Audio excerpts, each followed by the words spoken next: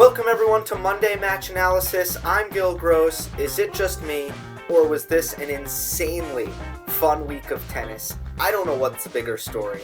Roger Federer, his 100th career title, 9 away from Jimmy Connors now, and he did it against Stefanos Tsitsipas, the man who beat him at the Australian Open a little over a month ago, or Nick Kyrgios, the entertaining 23-year-old supremely talented Australian who, God, it's never a dull moment with him. He played scintillating tennis this week. It was riddled with controversy. He took out Rafa Nadal, Stan Wawrinka, Isner, Sascha Zverev, an unbelievable week, and he was at a career low point, down to number 73 in the world. Out of nowhere, he's won Acapulco. So, I'm going to get into Federer, going to get into Kyrgios. There will probably be a little bit of time for the comments at the end, but let's get started first with Federer. And what jumped out to me here with Federer was his court positioning. 40% of balls he took inside the baseline. He rushed Stefanos Tsitsipas. He suffocated Tsitsipas. He came in off of second serve returns. He mixed in serve volley, but he was able to really take the reins. He was able to stay in the driver's seat here because of his court position and how dominating his positioning was in the match. He was just a step ahead of Stefanos Tsitsipas. He blitzed him flat out. Never got broken. First serve over 70%. His forehand was on point. It was consistent. It was stinging. It was incredible tennis from Roger Federer. The best I've seen him play probably since Hopman Cup, where I thought he played really well. Maybe the best I've seen him play since Paris. But all in all, reminiscent of the way he was taking the ball incredibly early on a very consistent basis in 2017, something he completely got away from in 2018, and we were wondering, where is it? What happened to the Roger Federer who was allergic to defense? And that's how Federer played on one of the fastest courts in the world in Dubai. He played like he was allergic to defense. But I want to be very, very clear about something, because I don't want to make it sound like Roger Federer had some brilliant idea to play inside the baseline, and that was the difference here. That's not what happened. That's too obvious. Of course Federer knows that he wants to play inside the baseline and take the ball on the rise, and that when he positions himself inside the baseline, it makes it so much easier for him to ruthlessly attack any short ball. It makes it so much easier for him to transition to the net. It makes it less likely that he's going to fall behind in a rally and play defense. It's going to give his opponent across the court less time. Federer knows all of that. So it wasn't like it was some idea that he had to play inside the court. No. It starts and ends with foot speed. It starts and ends with the movement. Federer was so quick at the tail end of last week. The footwork was impeccable. It is so hard to play inside the baseline. Otherwise, more people would do it. I mean, why doesn't everyone do this? Because they're not fast enough to do it. Their feet aren't quick enough to do it. Not to mention, it takes more racket skill. To take the ball on the rise, it takes more coordination. It takes more precision, more timing. The margins are a little bit slimmer when it comes to kind of closing your racket face over the ball, all of that. Of course, Federer has that racket skill, but it can't just be racket skill. It's also your feet. And I got this question on Twitter last week. How come Rafa Nadal stands so far back when he returns serve? In Acapulco, Nadal stood about a foot, against Kyrgios rather, Nadal stood about a foot in front of the back wall when he was returning serve. Didn't matter if it was a first serve or if it was a second serve. Rafa was basically on the back fence. Why does he do that? Time. He wants time to set up. That's the one and only answer. He wants time to get his feet in the right position, and he wants time to take a full swing at the ball. When you're further up, it requires you to shorten your swing. The technique, you literally need to change your entire technique. Nadal would rather not do that. Nadal wants the time. All this to say, Federer's ability to play inside the baseline, to take 40% of balls inside the baseline against an aggressive player like Tsitsipas, all has to do with his feet. And I just thought he was lightning quick, gliding around the court, getting in the right position. Ideally, you want to get behind the ball. I mean, that's what footwork is about. You have a strike zone, and you're trying to get the ball in that strike zone. And ideally, you get to that spot as quickly as possible so you have time to set your feet. So you have time for basically to not hit on the run. And on a fast court, Federer was able to play inside the baseline, and it looked like he was in the right spot in plenty of time. He was just quicker than he was in Australia. Simply faster. And I know the question that all of you guys will probably be wondering is why? And that's a question I don't have the answer to. I don't know why he looked so much faster against Tsitsipas in Dubai than he did in Australia. But he was. And I'd say the flow of the match was completely reversed, where Tsitsipas was having to play overwhelmingly defense, could never really work his way into rallies on Federer's on return games. When Federer was on serve, Tsitsipas couldn't sniff anything but defense. That's all he could do. Again, that had a lot to do with Federer first serve percentage over 70%, not missing any forehands, coming to the net a ton, all that. I want to talk about Tsitsipas as well real quick. He played Monfils in the semifinals, and in my opinion, Gill Monfils has turned a corner. He has never used his talents any better than he is right now. I like to comment on my last video last week. Someone said, or 2 weeks ago, someone said, Monfils' game has been fixed. And that's a reference to Elina Svitolina, who's his newfound love. I don't know if the two are related, but Gill Monfils is playing the best tennis of his life. That match was grueling. It was long. It was a third set tiebreak. I think Tsitsipas was a little bit weary heading into this final. The two games that Federer broke, he won at 6-4, 6-4, I'm pretty sure.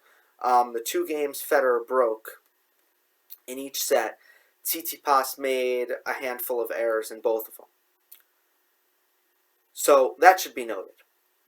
But at the end of the day, Federer was incredibly efficient on his service games, and that was because of how high level he was at.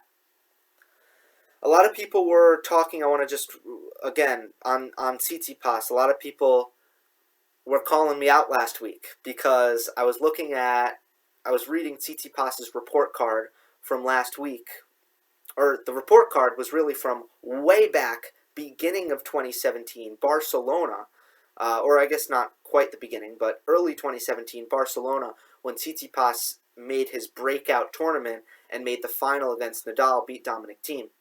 And he missed some volleys in that tournament, or in the last two matches of that tournament at least, so I gave his volleys a C-. And I said, that might be a little bit harsh, maybe bump it up to a C, but still his volleys aren't that good. And people were up in arms. They were like, what are you talking about? No way, no chance his volleys are a C. So I'll give that to you. I'll give this to you. That's too harsh, and I'm off base on that. I paid extra attention this week, and here's what I saw from Tsitsipas's volleys. First of all, his approach shots are unbelievable, especially off his forehand wing. He knows how to take time away, but the key is he's so precise off his forehand. He puts the ball exactly where he wants it. And that's kind of the key with approach shots. So I think his approach shots are at such a high quality so consistently, and then he has such a good feel for closing in on the net. He has really good movement up there. He's also 6'4", that helps, but his footwork's really good up there. He closes in very nicely.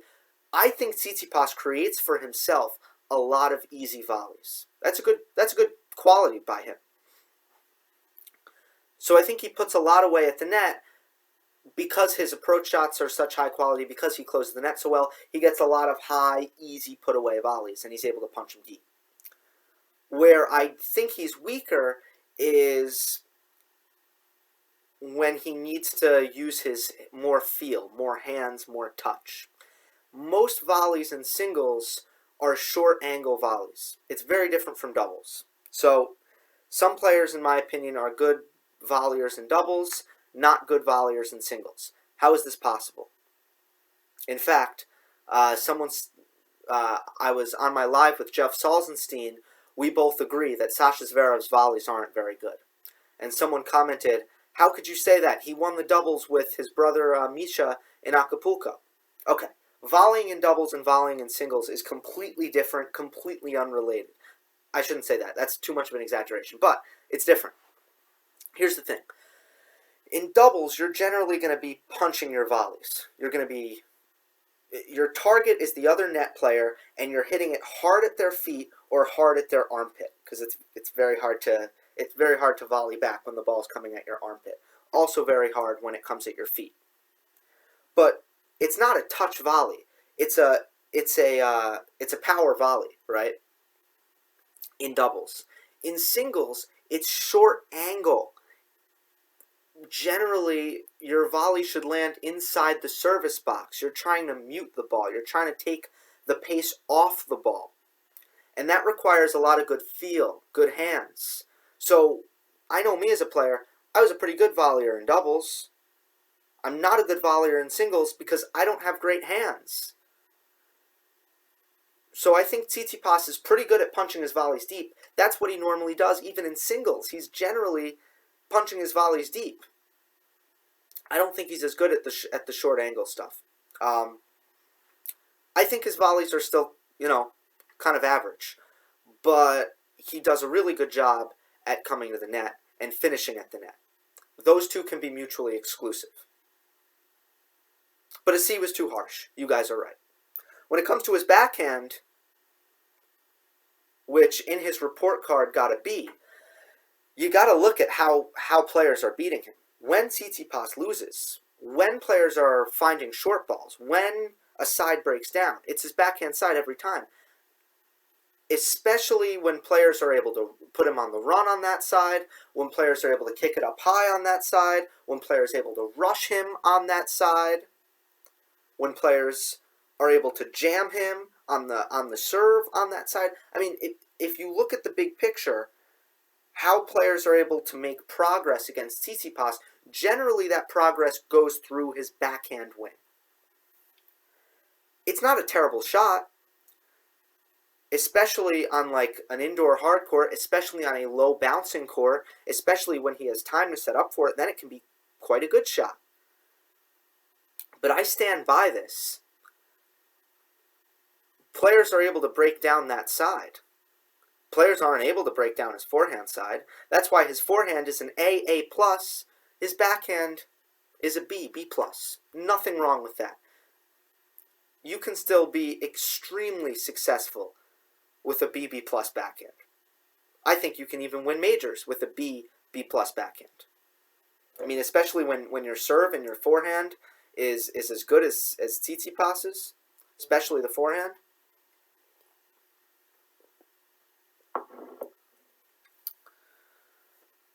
I'm going to get into Federer a little bit more later on.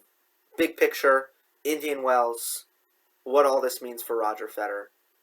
I'll get into that a little bit more. But for now, let's move on to Nick Kyrgios. Good time to show the thumbnail. It's Nick with the golden pair and the sombrero. Always an excellent look in Acapulco. I love the fans in Mexico. This tournament is always electric that way. The match against Nadal, second round, Kyrgios looked like he was about to quit. He looked like he was down and out, disinterested in the first set. And that all changed eventually. He was able to lock it in and get some adrenaline rushes. Nadal didn't return very well. What Nadal was doing really well was playing first strike tennis. That was all good. What Nadal wasn't doing very well, defending, keeping Kyrgios at bay, hitting on the run. I want to talk about that a little bit more. Eventually, it gets to a third set tiebreak, and Kyrgios is down 3 match points. He hits a drop shot, saves the first one. Beautiful drop shot. Kyrgios gets a net cord on the second shot. So it's a net cord and it goes over the net, I think for a winner, on a volley. On the third set point, Nadal hits a net cord, which was probably going to be a winner, and it lets Kyrgios back into the point, and Kyrgios wins the point. So that was from 6-3. Kyrgios tied it at 6-all. Nadal then hit a double fault. And then Kyrgios had match point on his serve and was able to put it away. Rafa missed a backhand on the run, tried to hit it cross court, and pushed it long. At 4-6, Kyrgios hit a serve before Nadal was ready. Nadal had his hand up. He wasn't ready. And the chair umpire said, Nadal wasn't ready, that's not all right. And Kyrgios started arguing and complaining that it should be at my pace. You know, that I shouldn't have to wait for him. The rule is you go at the pace of the server. And I think Nadal was upset with that argument from Kyrgios. Nadal feels like it's the gentleman's thing to do. You wait until the returner's ready, and then you serve. So that rubbed Nadal the wrong way. Then, at 5-6 Kyrgios serving, Kyrgios hit the first serve, and then before he hit the second serve, he said his string broke. The commentator said his string broke, but he pointed at his frame, and I didn't see any broken string, and also, he didn't act like he broke a string. I don't know what happened. But in between his first and his second serve, he went to get a new racket. Who knows? Who knows? I don't know what happened. I think Rafa was really ticked off. I think he was rattled by Nick Kyrgios. And not to take anything away from Kyrgios, but I think that played into the final moments of this match. This is what was said after the match. Nadal said he lacked respect for the public, the rival, and towards himself. Kyrgios said, look, I'm different, Rafa's different, he can focus on what he needs to do. Basically, I'm not going to listen to any of that. I'm just not surprised by this, and I don't think anyone should be. This is natural. These are two personalities, two characters, with opposite ideologies, completely different characters altogether. Rafa Nadal is all about etiquette. He's all about respecting the game. He's all about hard work, 100%, professionalism. These are all the things that Nadal values. Like, Rafa values professionalism to a really high degree. Nick Kyrgios simply doesn't. Two athletes with clashing personalities are going to have conflict. There is nothing wrong with this. And if tennis markets this the correct way, this should do massive numbers the next time these two play. I always have my doubts about the ability of, for these tournaments and the rights holders and people involved in tennis to market the sport correctly. But technically, next time Kyrgios and Nadal play, it should be a big event. Because these are two guys with completely different personalities. And I know for a fact, some fans relate to Nadal, some fans relate to Nick Kyrgios. There's no right answer, there's no wrong answer. They're nothing like each other. Of course they're going to clash. Of course there's going to be controversy. There's nothing wrong with that. Tennis people have trouble understanding this. Tennis people are allergic to conflict. Conflict is good. Embrace it. Conflict, people like conflict. Your favorite movie? Conflict. Your favorite TV show? Conflict. You want tennis to grow in popularity? Do you want it to rise out of its niche status? Conflict is a good thing for that. It just is. Is tennis okay how it is without conflict? Absolutely. We all love it. But to hit the mainstream, you need conflict. And that's not just true for tennis. That's true for a lot of so many sports. So many sports. You need conflict. So we'll get more into this because I know the first comment that I'm going to read, the top comment, the most liked comment, was kind of about this.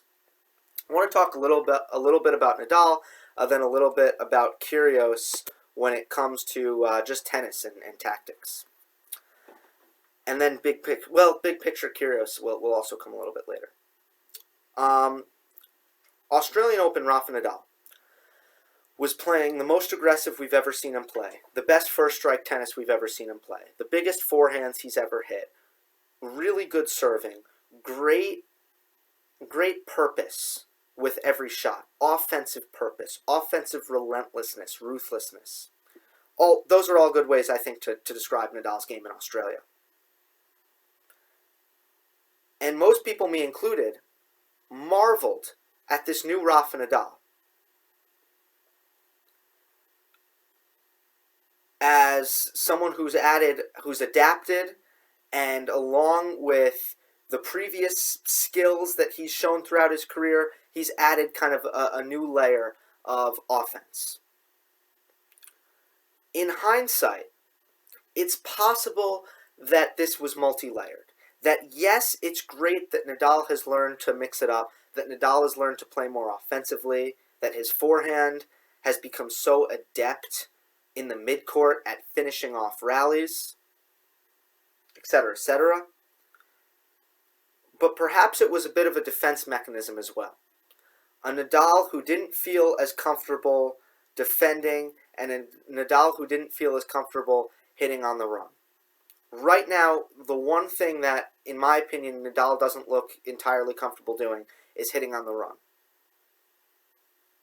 I see a lot on his forehand side, more on his forehand side, a little bit less, but still sometimes on his backhand side. He just doesn't look that good on the run. When he's set, I think he's hitting the ball great. When he's on the run, not so much. A couple technical things I've seen is I've seen him kind of try to take stutter steps before he gets to the spot, and I think that's almost to kind of cushion his knee a little bit, to kind of decelerate, instead of just running to the spot and stopping on a dime and really planting hard on his knee. I've seen him try to kind of decelerate prematurely at times. I've seen him at times not decelerate prematurely, but decelerate a little bit too late, so kind of hit through the spot, and then after he hits it, then he kind of stops and maybe takes a couple extra steps the wrong way before he goes to recover the other way. I've seen that a few times. And then sometimes I've just seen some tentativeness and when he's on the run, and I've seen sometimes just the ball's not being hit to as high a quality as he would like, which could be attributed to the lower half and the kind of drive that he's getting out of his legs when he's on the run. It's just something to watch out for, something that I'll be watching out for. Is the new style of play that we've seen Nadal, who's now dropped 2 matches in a row, the style we saw in Australia, was that a defense mechanism or was that an added new layer? Because I'm a little bit concerned about Nadal's defense right now. So let's see what happens. Let's continue to watch it. I'm not making any declarations, but it's something to watch. Nick Kyrgios. A guy who, when he beat Nadal at Wimbledon, I said, this guy has to be the most talented player since Roger Federer when it comes to racket skills. Feel, touch, hands, really just, I mean, I almost separate physical attributes and talent. It's good genetics, it's great athleticism, but when it comes to giftedness, what a player is naturally able to do with the racket, to me, Nick Kyrgios is the most talented guy since Roger Federer. I think I stand by that. I mean, this is a guy whose drop shot can be automatic, who doesn't even use his legs and can hit a forehand 100 miles per hour in the corner. A guy who can find any angle he wants. A dude who can shorten his backhand to almost no backswing and still take it on the rise and change direction and put it wherever he wants and inject pace into the ball. He can come up with incredible volleys. He rarely, I mean, you can go on and on and on and on. His serve is unbelievable. His forehand is the shot that people don't talk about enough. I've never seen anyone have more variation on their spins on the forehand wing. Kyrgios can flatten it out like Del Potro, or he can spin it like Nadal, Kyle Edmund, Jack Sock. I mean, he can do both. Who can do both? I can't think of anyone who can hit flat or spin and kind of pick their spots, right? To use spin to get the angles that he can get, but to also flatten it out and inject the pace, and to do what Federer was doing in Dubai, to take the ball on the rise, to stay inside the baseline. It's an incredible combination. Think about all the ways you can attack. Think about depth, and think about how good Nick Kyrgios' drop shot is. Think about pace, and how hard Kyrgios can hit his forehand when he flattens it out. Think about width, and the angles Kyrgios can find on his forehand when he injects some spin on the ball. Think about time, how early Kyrgios can take his forehand. He checks off every single box with his forehand. So he's unreal. Unreal. And when he's physically up to the task and mentally up to the task, he's super hard to beat. So I just wanted to say that piece. More on Kyrgios coming up, but first let's get into some of these comments. David Shin, do you personally think Nadal was being a bit of a sore loser? He tries to control pace all the time, so it seemed odd that he would call Nick disrespectful for going too fast. If he meant Nick's underhand serving, is that really something that's disrespectful? Okay, so Nadal didn't clarify. Was it the pace? Was it the underhand serve? I think both. I think both kind of bothered Nadal. But let's go kind of point by point. First of all, the whole play at the server's pace thing is a total myth. It doesn't exist. It never has existed. Because the returner can always put their hand up. And if they put their hand up, wait, the server has to wait. So for some reason there's this saying perpetuated in tennis that you have to play to the server's pace, which simply, I don't know what's in the rules. I don't read the rule book. I don't know about you. I don't read the rule book. I just know how the rules are enforced. And the way the rules are enforced, you don't have to play to the server's pace. The point starts when both players are ready. Now the server dictates the pace to an extent. And I would say that there's a margin there where if the server's waiting at the line, the returner needs to get in position to return. But if they're working on getting in position or they're going through a routine and they're not quite ready, the server needs to wait. So I would say the server dictates pace at a time interval. You know, it's almost like it's not finite. It's loose. So to me, Nadal is in the right on this one. Not that it was disrespectful, because, it says Nadal controls people's pace. Yeah, he does. He plays slow. But it's not like Kyrgios can't get him to play faster. He can get him to play faster. He did get him to play faster. It's not like Nick Kyrgios was sitting at the baseline waiting every single point for Nadal to get ready. He wasn't. This particular point, Nadal had his hand up, wait, Kyrgios served it. It doesn't count. The returner gets to put their hand up and say, hey, I need 3 more seconds. And that's how it is. So I don't think Nadal was calling Kyrgios disrespectful for going too fast. I think Nadal was calling Kyrgios disrespectful for arguing that it should have been an ace. On match point. On match point, Kyrgios was saying that should have been an ace even though Nadal wasn't ready. And Rafa's thinking, that's how you want to win? You want to win on an ace when I wasn't even playing? Like, Nadal has this complex where Nadal feels that the sport should be honored above that level. And that's not how to win a match. Underhand serving.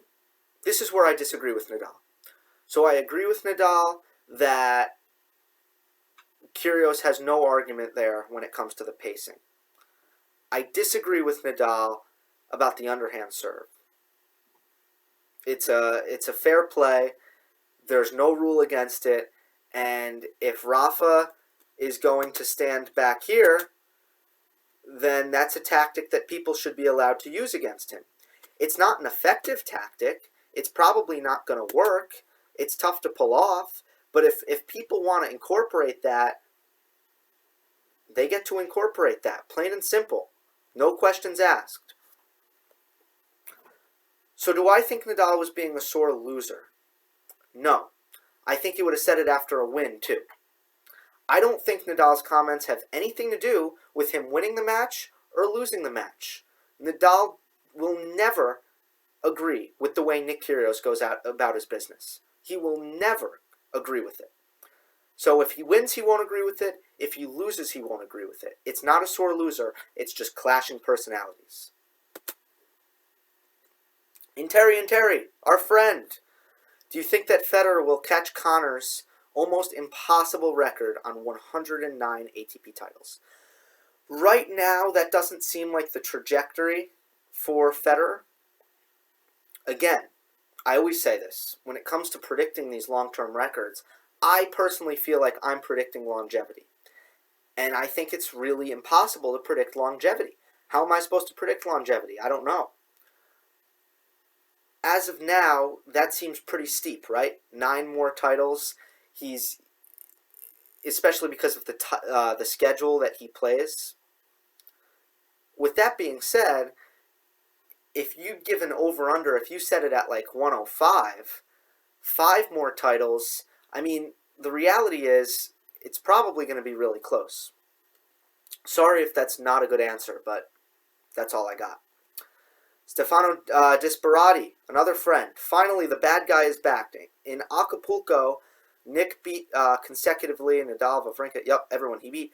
To me, such a run can only mean that Kyrgios finally decided to play tennis seriously and to train hard, because it's impossible to win 4 hard matches like those he won in Acapulco if you're not in great shape from a... Uh-oh, I cut it off. That's on me.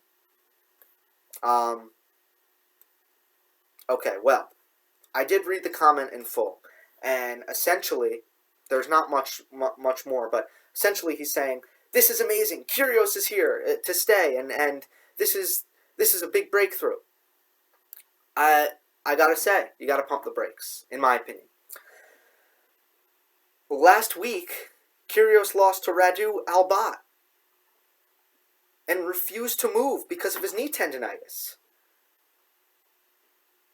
Kyrgios has not been able to stay healthy still, even this season.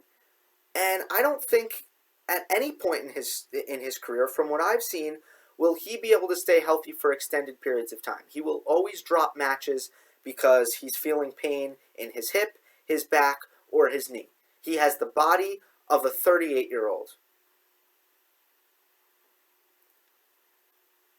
I don't want to be too quick to accuse him of not putting in the really, really, really hard work that requires staying healthy and playing on the ATP World Tour. Because believe me, if you see these pros day-to-day life, they spend hours every day making sure that their bodies are going to be able to withstand the rigors of playing on the tour without getting injured.